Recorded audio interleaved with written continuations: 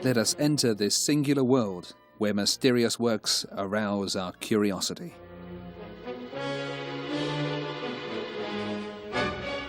We're in the heart of a treasure which owes its existence to the ambition and will of a single man, Martin Bodmer, whose exceptional life enabled him to accumulate these rare and precious works.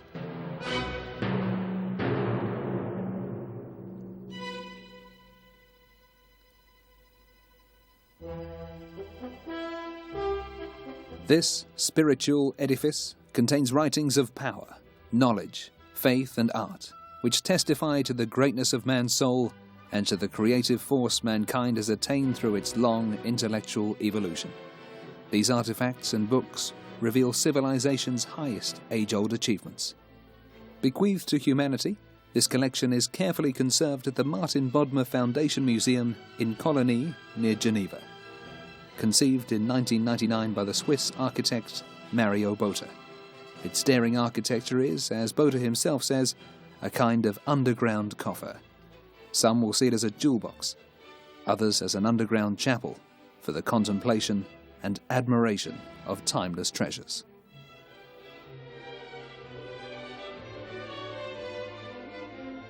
Born in Zurich on November 13th, 1899, Martin Bodmer belonged to an industrial family who had been silk manufacturers since 1700. He grew up in a splendid residence on Freudenberg Hill, outside the city walls overlooking Zurich. The youngest of 5 children, he grew up, cherished by his mother, in a family of collectors. He was only 16 when his father died. An avid reader, Martin Bodmer studied German literature at the University of Zurich. Martin Bodmer a collectionné très jeune déjà, très jeune. Il était le seul. Martin Bodmer began collecting books when he was very young. He was the only one of the 4 children who lived with his mother in Freudenberg. He had a lot of space to begin his collection, which was relatively large by the time he was 20. He knew that collecting would be his life's main occupation. Une autre occupation de sa vie que de collectionner.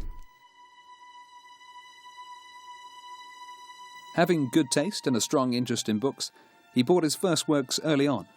Years later, he spoke of the dream which would dominate his entire life, creating his library. It began like such other projects. One gathers a few books by one's favorite author, then adds others.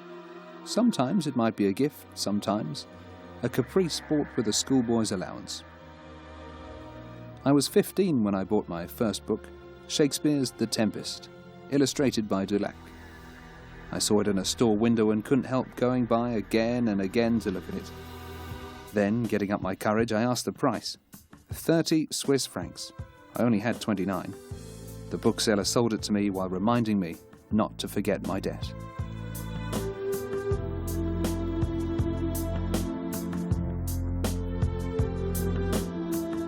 From then on, Martin Bodmer continued expanding his collection with unfailing passion.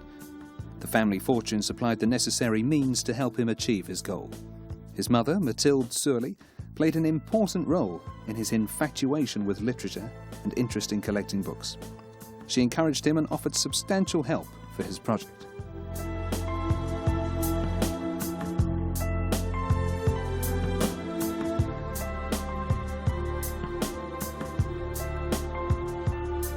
Rare editions and precious works by renowned authors were progressively added to his library.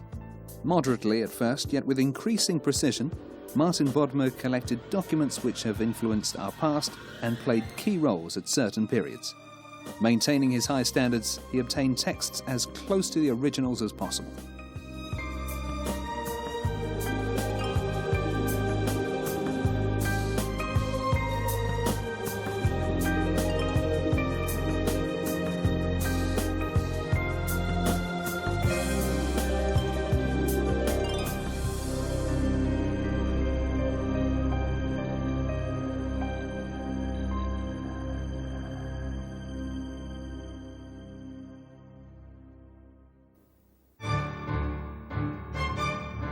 The Second World War broke out in 1939. In a letter to his friend Max Huber, Martin Bodmer offered his services to the International Committee of the Red Cross and gradually settled in Geneva.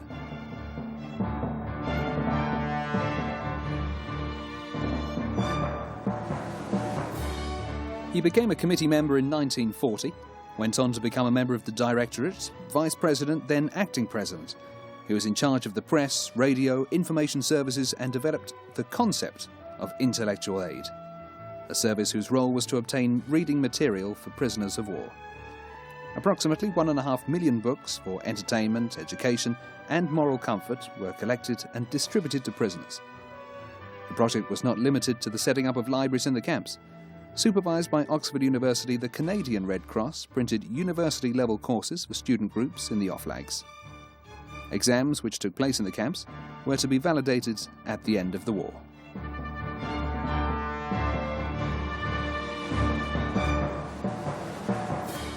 It was at this time that Martin Bodmer moved to Colony, near Geneva, where he acquired a number of adjoining lots to create a 50-hectare estate near Grande Colonnade.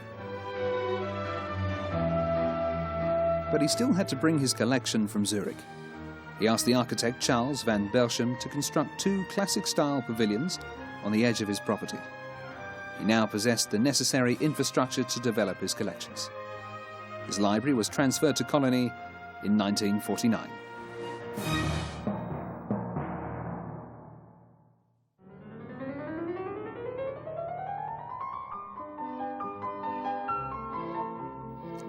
The universal humanist aspect of his collection prompted him to create a foundation sponsored by UNESCO, but this never came about.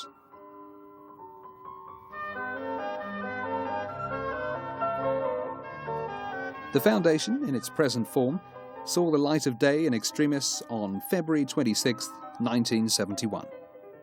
Martin Bodmer donated his library to a foundation under private law, recognized as being in the public interest. Containing 150,000 articles, the collection is considered to be one of the most important private libraries of all time.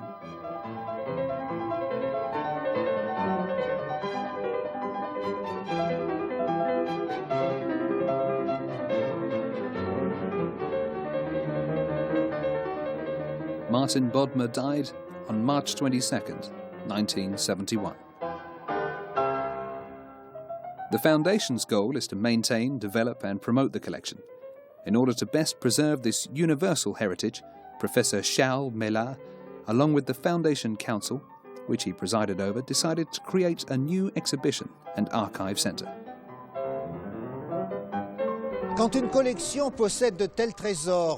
When a collection contains such treasures, when humankind's heritage is represented in such a way, we believed that it was our duty to share, to render these treasures accessible to all. So we decided to extend the museum, allowing for greater access to the works. When choosing an architect, our thoughts went immediately to Mario Botta. He responded enthusiastically to our desire that he create a masterpiece in Geneva. As he himself has so often written, he feels that museums have now taken on the role once held by churches and cathedrals in urban life. It was this sacred approach which we were seeking for these exceptional objects. The Bodmer Foundation is located at an exceptional site, on a veritable terrace in Colony, overlooking Geneva and the lake. There are 2 lone, totally unrelated, eclectic houses built at the beginning of the century. The new building, which lies underground, engenders a new interrelationship, creating a mineral terrace which offers a panoramic view of the city and lake which lie below.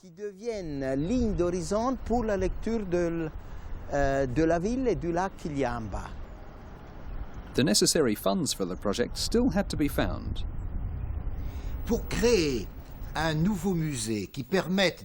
We needed funds in order to create a new museum, allowing for greater access to the collection's treasures. The extraordinary thing we did was to put Michelangelo's drawing, Christ and the Samaritan at Jacob's Well, up for sale in New York.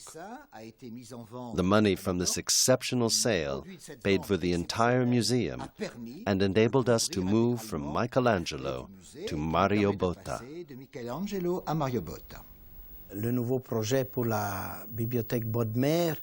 The new Bodmer Library project called upon the architect to enhance the presentation of the extraordinary heritage, the heritage of memory and culture, which the books are. The challenge was to bring a plus to the exhibition, to create an emotion which would enable the visitor to relate not only to the physical objects, but to the memory contained within them as well. We conceived the idea of a kind of coffer of history. It was not simply a technical, functional challenge, but also one wherein the memory contained within the books, the memory of the past, the memory of culture, would somehow be protected within the exhibition.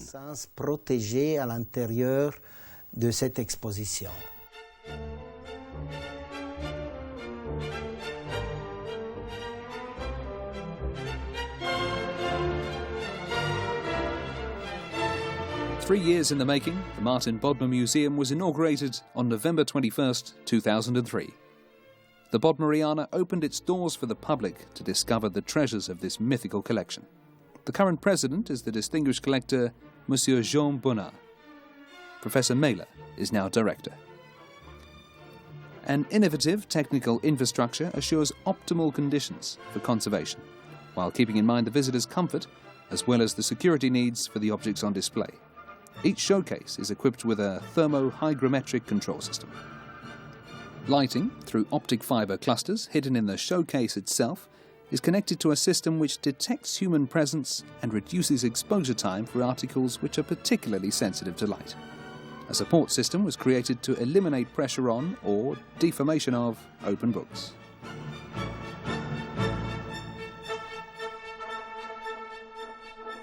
Le livre en soi-même, c'est un objet qui n'est pas fait pour être exposé. Le livre, il devrait Books are not made to be exhibited. They should be held in one's hands. They are created with us in mind, in interrelationship with our eyes and hands. A book is robbed of its nature when it's exhibited. It can only be seen by the visitor. Yet each time the visitor sees a book, he wants to touch it.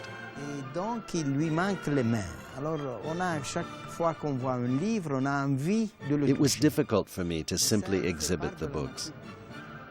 Yet I had to take into consideration the fact that the visitor could not be permitted to enter into a tactical relationship with them.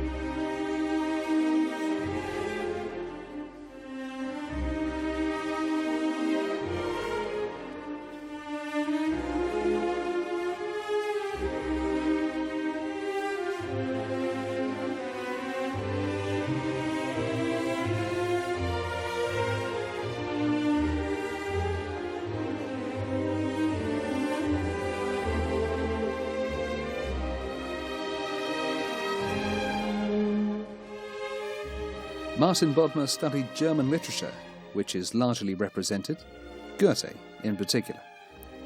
Yet he was, above all, interested in the literature of the world. He wove his project around Homer, the Bible, Dante, Shakespeare, and Goethe. 5 authors. 5 pillars for this vast undertaking. Les 5 volumes sont 5 piliers de verre. The 5 structures are 5 glass pillars, or 5 glass bells, signaling the presence of an underground structure, like the head of an iceberg or a beacon. là où il y avait une place, We didn't want to build on the available space on the terrace. construire physiquement. The glass stands alone without any metallic support. Porteur en métal, c'est justement l'indication. It indicates that there is something going on underground. These apertures were also essential to allow light in, thus establishing a relationship between earth and sky. Entre le sous-sol, entre la terre et le ciel.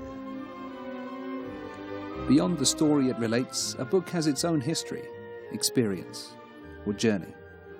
With each article comes a feeling, a memory, or an anecdote. The commotion and pains of history have had their effect on a collection which took more than a half-century to create. The Soviets sold the Tsar's treasures during the Russian Revolution. There was the Great Depression which hit the United States in 1929. It was then that Martin Bodmer acquired a copy of the famous Gutenberg Bible. The rise of the Nazis forced Stefan Zweig to relinquish his entire autograph collection, which Martin Bodmer acquired and thus saved. In Philadelphia, in 1951, he obtained the Rosenbach Brothers Shakespeare collection. In 1956, his associate began the incredible adventure of acquiring, from a Cypriot merchant in Cairo, a complete collection of first-century papyrus texts ranging from Homer to St. John, the famous Bodmer papyrus, which have been published with great care. Sa chance qu'il a eue, c'est certainement après-guerre, on pouvait acheter beaucoup. His chance definitely came after the war. There wasn't much available on the market, but what was there could be acquired for little money. He bought entire libraries. He studied a lot and kept reading and researching. Il étudiait beaucoup. He knew exactly what he wanted. He knew what was missing. He would continue collecting for a long time. En tout cas, de collectionner.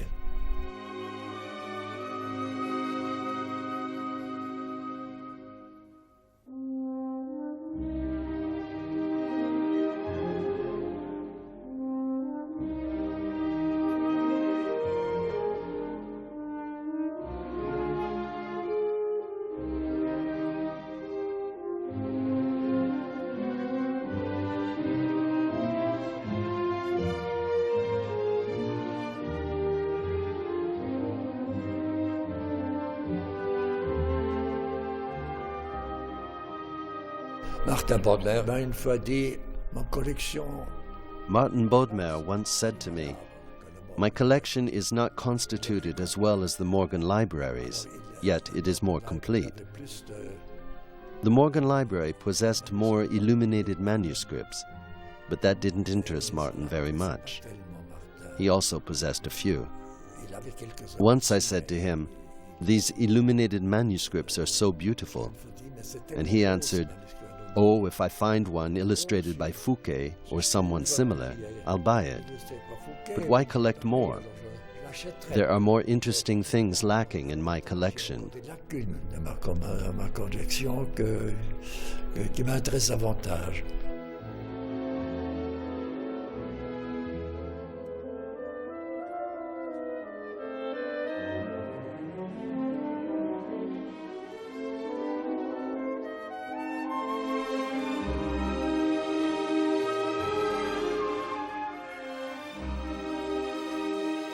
Today, the Martin Bodmer Library contains 160,000 collection pieces and works for research, only a small part of which can be seen by the public, following an itinerary carefully established by Martin Bodmer himself.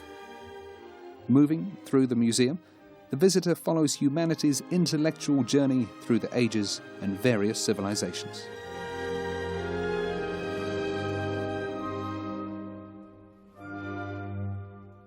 Nous avons voulu représenter le cheminement. We wanted to evoke humankind's journey from the beginning of civilization to the present. On the first level, the visitor discovers the ancient worlds of Sumeria and Babylon, Egypt, Greece, and Rome.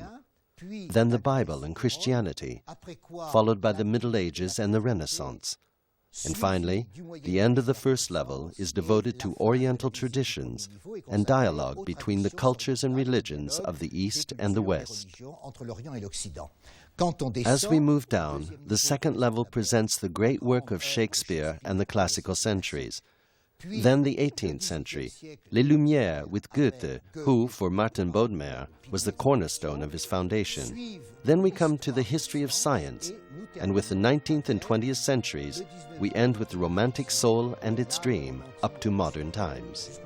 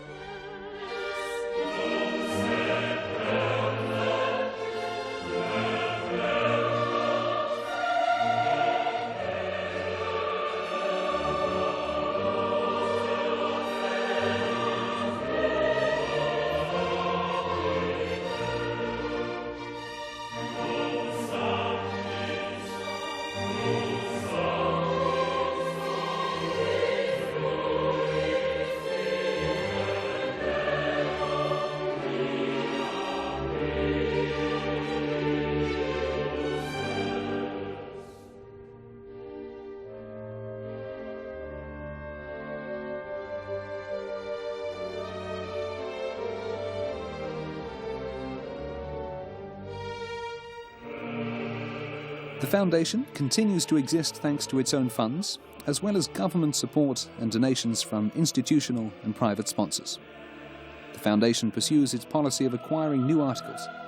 Its goal is to obtain civilization's great texts, selecting the most representative or the most outstanding. Temporary exhibitions are a complement to the permanent collections, or host to other private collections.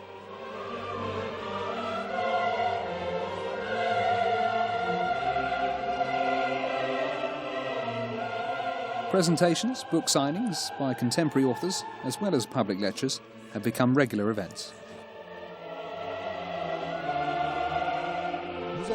Openness and public service are our concerns, openness in the international sphere, and service relating to event-creating institutions in Geneva, like the Comédie and the Grand Théâtre. We present private collections. We also organize explicative tours for school groups, elements of which can be found on our website. All of this together enables us to participate in the cultural life of Geneva. The Foundation publishes works and prestigious catalogues in partnership with University Press of France in Paris and Schwabe Verlag in Basel. In an attempt to promote cultural dialogue in Geneva, the Foundation is host to numerous political, diplomatic and intellectual figures and showcases the Bodmer collection, a heritage of humankind. A lot can be said about the Bodmer Foundation, and I would say that we find ourselves dealing with an exceptional situation wherein a collector has spent his entire life creating a magnificent gift for humanity. Martin Bodmer assembled this collection, which is of incredible quality and richness, with its immense volume of diverse documents from all ages and periods of time. It is a collection of extraordinary quality.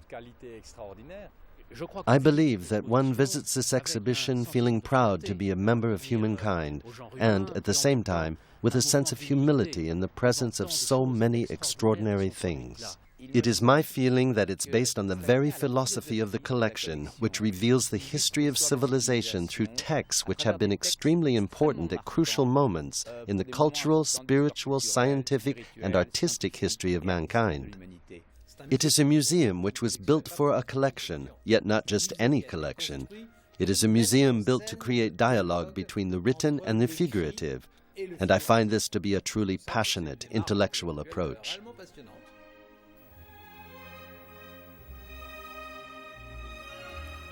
The ongoing concern for the development of the human mind is, if not the most dynamic concept, at least the best one we have. Now, as in the future, it is meaningful and noble. Let us therefore continue our work, each in our own way, bringing our contribution to the edifice of true culture. Martin Bodmer.